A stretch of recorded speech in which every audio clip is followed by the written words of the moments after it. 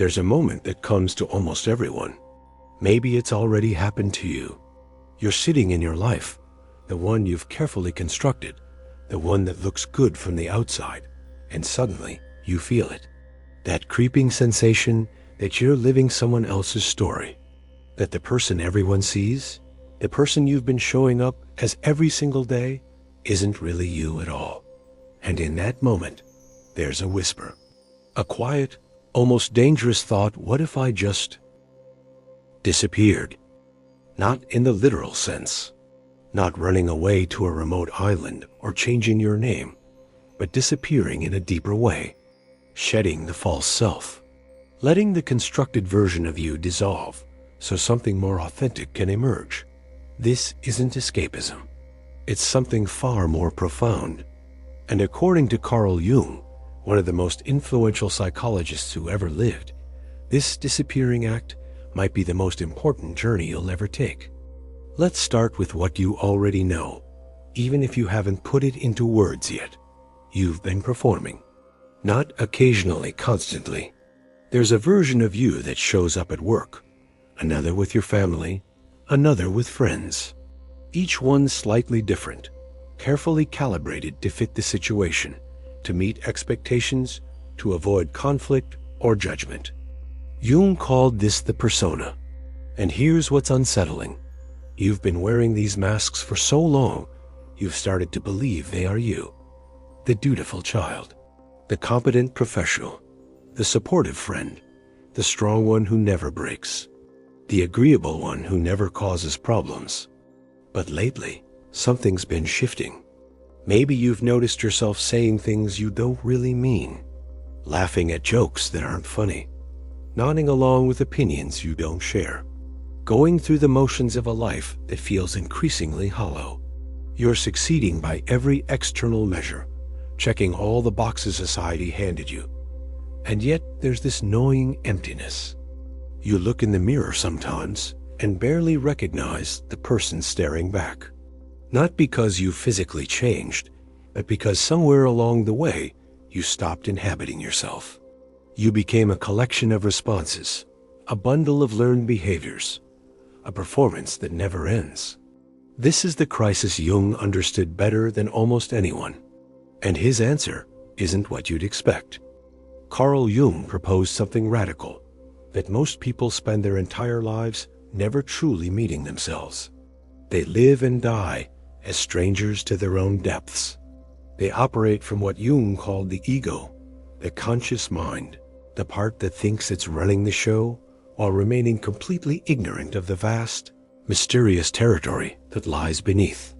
Jung believed that beneath your conscious awareness exists the unconscious, not just a dumping ground for forgotten memories, but a rich, living ecosystem of potentials, instincts, creativity, and wisdom.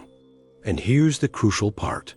Everything you've rejected, denied, or hidden about yourself still lives there, in what Jung called the shadow. Think about it. Every time you were told to be nice instead of honest. Every time you pushed down anger because it wasn't acceptable. Every time you denied your desires, ambitions, or fears because they didn't fit the image you were supposed to maintain. Where did all of that go?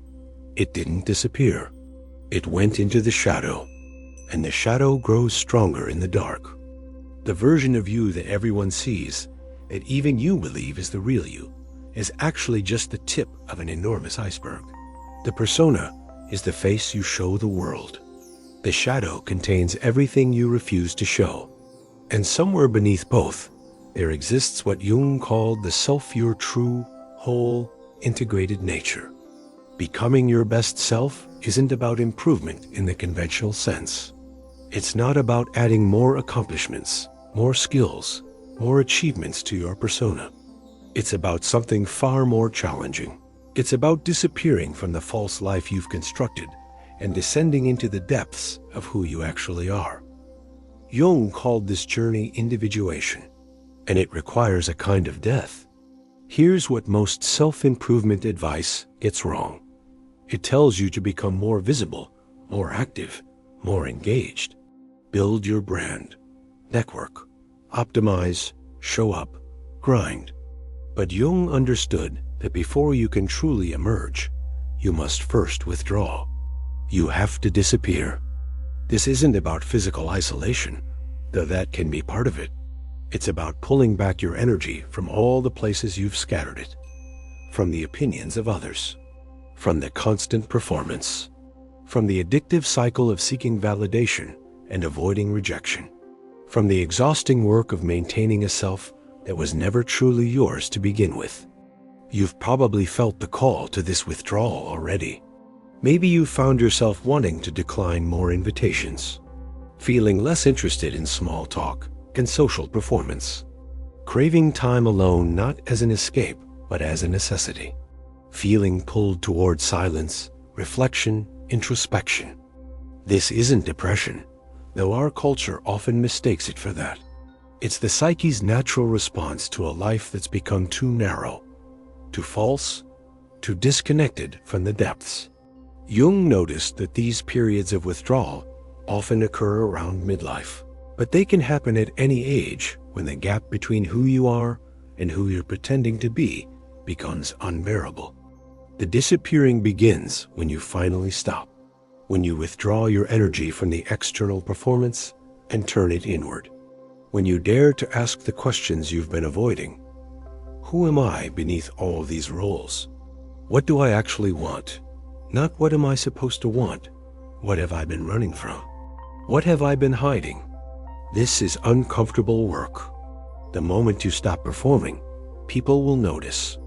They'll ask if you're okay. They'll express concern. They might even get angry because you're no longer playing the role they assigned you. The people who benefited from your false self will be the first to resist your transformation. But here's what Jung understood. You cannot become whole while remaining comfortable. You cannot integrate what you've denied while maintaining the image that required the denial in the first place. Now comes the most challenging part of the journey. Once you've withdrawn, once you've created space for honest self-examination, you have to face what you've been running from. You have to meet your shadow. Your shadow contains everything about you that you've deemed unacceptable. The anger you've suppressed, the desires you've denied, the ambitions you've minimized, the weaknesses you've hidden, the parts of yourself you've locked away because they didn't fit the person you were supposed to be. And here's what makes this so difficult. Your shadow also contains your greatest potentials. That's the cruel irony. In trying to be good, acceptable, and appropriate, you've exiled not just your darkness, but also your power. Think about what you've always been told was wrong about you. Maybe you were too sensitive, too aggressive, too quiet, too loud, too ambitious, too passive, too emotional, too cold. Every criticism you internalized, every part of yourself you learned to hide, that's where your shadow lives. Jung discovered that people often encounter their shadow through projection. You know that person who irritates you for no logical reason? The one whose behavior triggers an outsized emotional response? That's often your shadow staring back at you. The qualities you most despise in others are frequently the ones you've most forcefully rejected in yourself. Meeting the shadow isn't about uncovering some monstrous evil within you. For most people, it's about reclaiming disowned parts of themselves. The assertiveness they were taught was aggression. The boundaries they were told were selfishness. The ambition they learned was arrogance. The vulnerability they decided was weakness. When you disappear from your constructed life and turn inward, these rejected parts begin to surface. At first, it's unsettling. You might have dreams that disturb you, emotions that surprise you, thoughts you judge yourself for having. This is the shadow making itself known. The temptation is to push it back down, to retreat to the safety of your persona, to resume the performance. But Jung was clear. You cannot become whole by remaining divided. You cannot become your best self by continuing to exile half of who you are. There's a reason ancient myths and fairy tales are filled with stories of descending into the underworld, the cave, the forest. These aren't just metaphors for physical journeys. They're maps of the psychological journey Jung described. When you disappear into yourself, when you withdraw from the false life and descend into the unconscious, something alchemical happens. Jung was fascinated by alchemy, not as literal chemistry, but as a symbolic process of transformation. The old self must be broken down before the new self can emerge. This phase feels like death because, in a way, it is. The person you thought you were is dissolving. The stories you told yourself about who you are, what you're capable of, what you deserve, they're all being questioned. It's disorienting. It's frightening. There are moments when you wonder if you'll ever feel solid again. You might notice yourself questioning everything. Relationships that seemed fine now feel hollow. Career paths that seemed secure now feel meaningless. Goals you were pursuing now seem empty. This isn't nihilism. It's discrimination. You're finally distinguishing between what's authentically yours and what you adopted from others. Jung called this the dark night of the soul, borrowing from mystical traditions. It's the necessary chaos that precedes order, the dissolution that precedes reconstitution. You can't renovate a house while living in it unchanged. You have to tear down some walls first. During this phase, support matters, but it has to be the right kind of support. People who insist you snap out of it or get back to normal aren't helpful. They're invested in your old self, the one who served their needs. What you need are witnesses, people who can hold space for your transformation without trying to prevent it. Jung often worked with his patients' dreams during this phase. Dreams, he believed, were messages from the unconscious, showing us what we're not yet ready to see consciously. They present our shadow in symbolic form, offering a safer way to encounter what we've rejected. But dreams aren't the only language the unconscious speaks. It also speaks through symptoms, synchronicities, slips of the tongue, and sudden impulses. When you're in this transformative phase, pay attention. The psyche is trying to guide you toward wholeness. Here's where Jung's psychology becomes revolutionary. Most therapeutic approaches aim to help you adjust to society, to function better in the world as it is, to manage your symptoms and return to productivity. Jung had a different goal entirely: individuation. Individuation is the process of becoming who you actually are, not who you are conditioned to be. It's the integration of conscious and unconscious, persona and shadow, ego and self. It's becoming whole rather than fractured, authentic rather than performed, self-directed rather than other-directed. This doesn't mean becoming selfish or antisocial. In fact, Jung found the opposite. The more individuated you become, the more you integrate your shadow and align with your true self, the more genuinely you can relate to others. Because you're no longer relating from a false position, no longer performing, no longer projecting your unintegrated material onto everyone around you. Integration means embracing paradox. You contain multitudes. You're both strong and vulnerable, independent and connected, light and dark. The goal isn't to choose one side and reject the other. It's to hold both, to allow the tension between opposites to generate creative energy. When you start integrating your shadow, something shifts. That anger you were suppressing, it transforms into healthy assertiveness and boundary setting.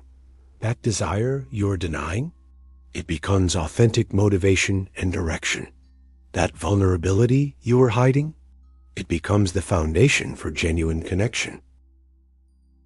This is what Jung meant by individuation, becoming an individual undivided, not the person your parents wanted you to be, not the person society says you should be, not even the person you thought you should be, but the person you actually are, in all your complex, contradictory, full-spectrum humanity. After the withdrawal, after the descent, after the difficult work of facing and integrating the shadow, something new emerges. Not a performance, not a mask, not another version of who you should be, but something that feels perhaps for the first time, genuinely like you. This isn't a dramatic final transformation. Jung was clear that individuation is a lifelong process, not a destination. But there comes a point when you notice that something fundamental has shifted. You find yourself speaking more honestly, not because you're trying to be authentic, but because pretending has become more exhausting than truth. You're setting boundaries not as a self-help technique, but because you can finally feel where you end and others begin. You're making choices based on an internal compass rather than external approval. People might say you've changed, and they're right, but not in the way they think. You haven't become a different person. You've become more fully yourself. You've stopped abandoning yourself to fit into spaces that were never meant for you. Jung noticed that people who successfully individuate often develop what he called a sense of vocation, not necessarily a career, but a feeling that their life has direction and meaning that comes from within rather than from external achievement. There's a quality of rootedness, of being guided by something deeper than ego. This doesn't mean life becomes easy. Jung wasn't offering a path to constant happiness. He was offering a path to wholeness. And wholeness includes difficulty, failure, loss, and struggle, but met from a position of authenticity rather than fragmentation. The individuated person can hold contradiction. They can be confident and uncertain, strong and vulnerable, engaged with the world and deeply at peace in solitude. They're no longer trying to maintain a consistent image because they've transcended the need for one. Here's what Jung discovered that most psychology still hasn't fully grasped. Beneath the ego, beneath the shadow, beneath all the complexes and conditioning, there exists what he called the self, not the self you've constructed, but the self that you fundamentally are. The self is the organizing principle of your entire psyche. It's not something you create, it's something you discover. It's been there all along, waiting beneath all the layers of adaptation and performance. It's the source of your deepest knowing, your unique purpose, your authentic voice. When you've done the work of individuation, when you've integrated enough of your shadow and loosened the grip of your persona, you begin to have moments of alignment with the self. Jung described these as moments of synchronicity, of being in the right place at the right time, of feeling connected to something larger than your individual ego. This is what people sense when they meet someone who's done this work. There's a quality of presence, of depth, of being fully inhabited. They're not trying to impress you or hide from you. They're simply there, whole and undefended. Living from the self doesn't mean you stop having an ego or a persona. You still have a personality. You still adapt to different contexts. But there's a difference between adapting and abandoning yourself.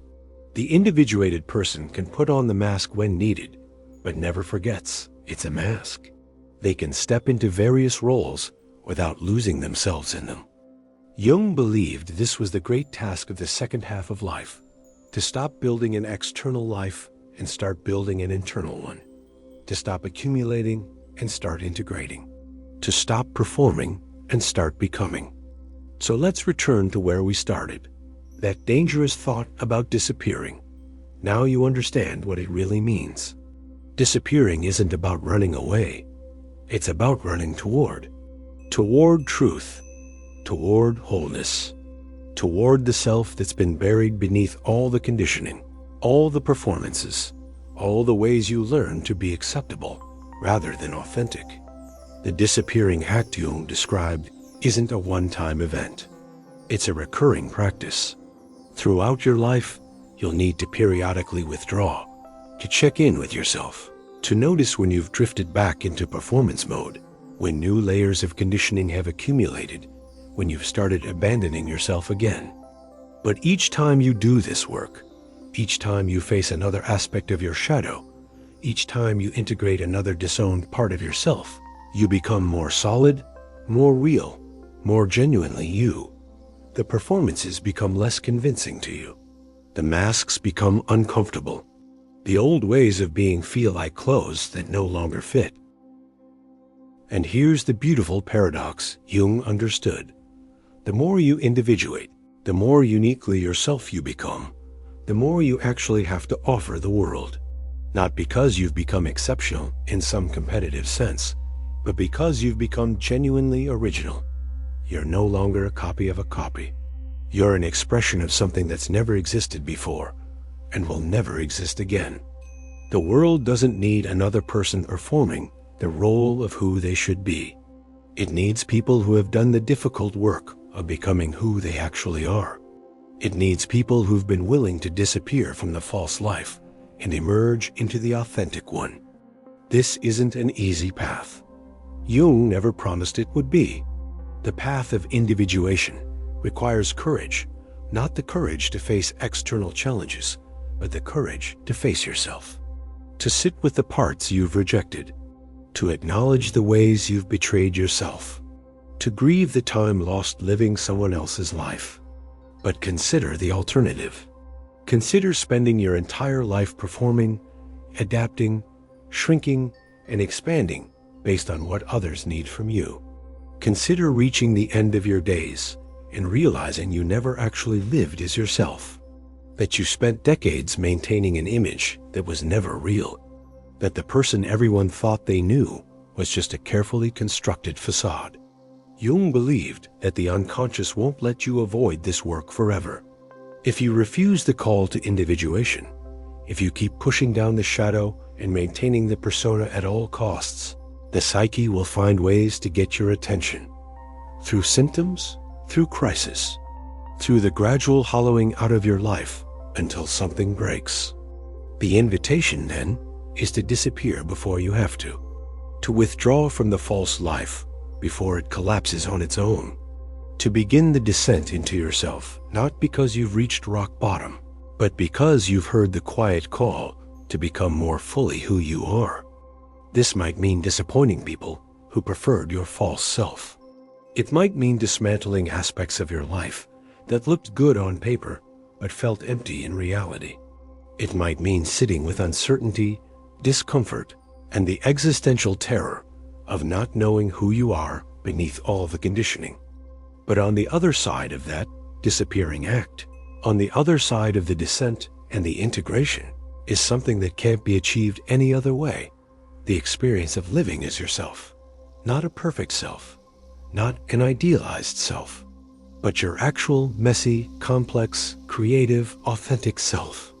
Carl Jung spent his entire career studying this process because he lived it himself.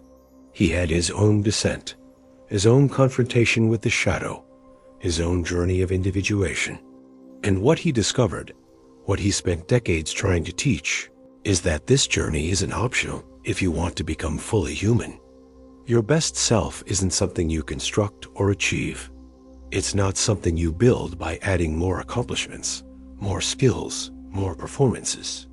Your best self is what emerges when you stop performing, when you integrate rather than exile, when you become whole rather than fractured. So when that thought comes, that whisper about disappearing, maybe don't push it away. Maybe it's not a sign that something's wrong. Maybe it's the wisest part of you, the part Jung called the self, inviting you to begin the journey home to yourself. The disappearing isn't the end, it's the beginning. It's the necessary death that precedes authentic rebirth.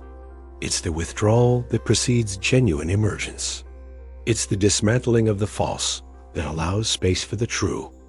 And that's the paradox Jung spent his life illuminating. You have to disappear to be found. You have to disintegrate to become whole. You have to die to who you thought you were to discover who you actually are. Your best self is waiting, not somewhere out there, but somewhere deep within. In the shadow you've been avoiding, in the depths you've been afraid to explore, in the wholeness that comes from finally, courageously becoming undivided. The question isn't whether you'll take this journey. The question is when, and whether you'll do it consciously, courageously, intentionally, or whether you'll wait until life forces your hand. Either way, the self